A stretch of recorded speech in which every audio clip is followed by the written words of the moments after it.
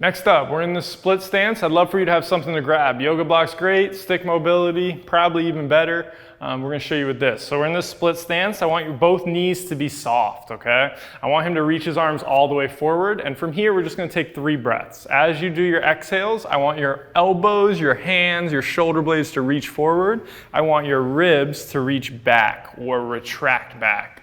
So your shoulder blades are coming around, your rib cage is pulling back, and we're getting some good air into your upper back on your inhales. Now from here, I need you to get a really strong feeling of your left hip pulling back through the foot, and even your left heel. I would love for this left knee to stay in line and not try to drive outward. So I'm even gonna give him just a little push on this first one. Now he's gonna go ahead and give me one more exhale and then rotate his whole entire spine to the left. I don't want this knee to move. Good. He can pull the hip back in the socket, but he can't let his knee rotate out. Beautiful job. Now come back. As he comes back, he's going to rotate all the way this way. His right knee is going to bend forward, so his pelvis goes that way. This comes back. Ooh, money. Keep going. A little too much on the rotation here. Yeah, that's fine right there. Good. Now next one.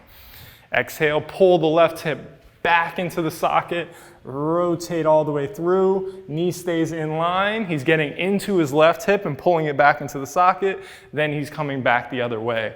As he comes back the other way, I'd love to see that right knee shoot forward a little bit so his pelvis separates in this direction.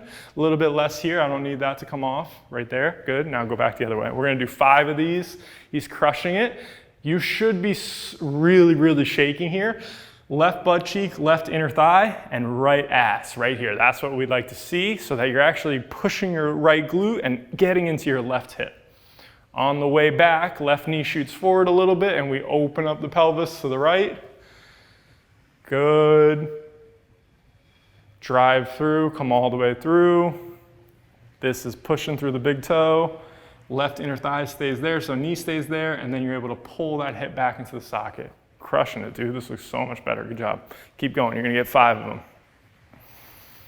Good. So we're really looking for you to feel, if you're doing this really well, you're going to get smoked in your left inner thigh. That's what I want. When you turn towards your left hip, I want you to feel your left inner thigh pull it back into the socket just like pelvic magic. Yeah, nice, dude. Really good. Feel that right glute.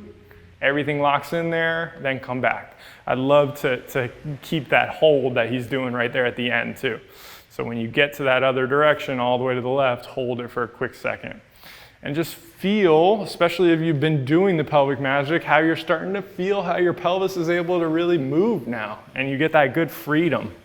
Remember, the skeleton of the pelvis is going to dictate a lot of what's going on at the hip. So the actual skeleton is going to really have a lot to do more than the muscles.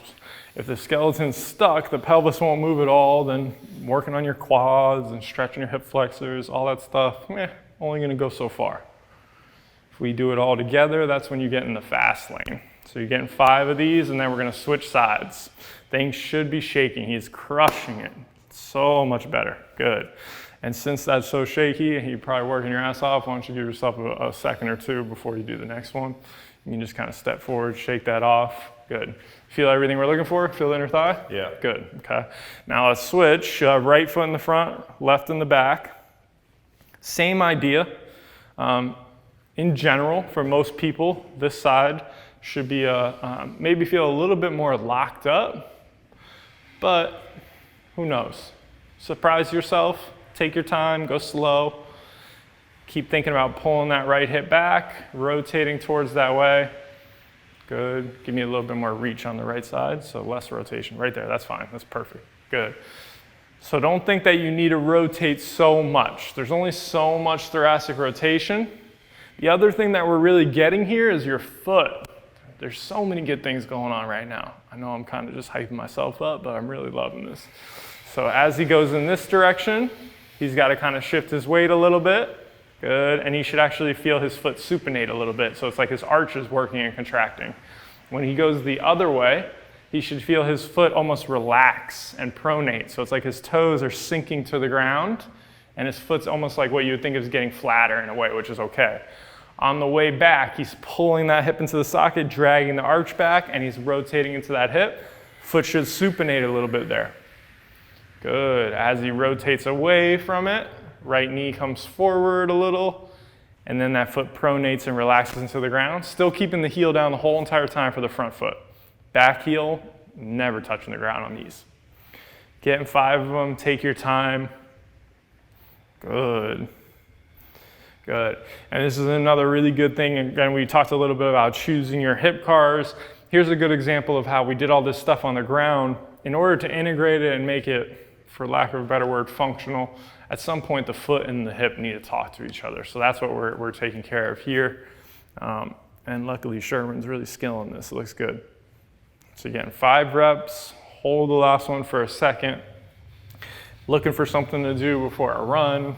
You guys have a very long list already, but if this resonates with you and you start feeling some things fire up, this is also another example of something, like I said, pelvic magic progresses to this. When you're doing pelvic magic consistently, your pelvis starts to move a little bit better, and then it's time to take it to the next level, not just with pelvic magic 2, but other exercises that we have built into your programming already just by staying with us and taking these classes. After you get your 5th one, shake that off for a second. And then we're going to actually finish up by just being flat on our back. We're going to finish with a little bit of breathing specific to the groin. So let's go ahead and do that. So you can get flat on your back and butterfly face up.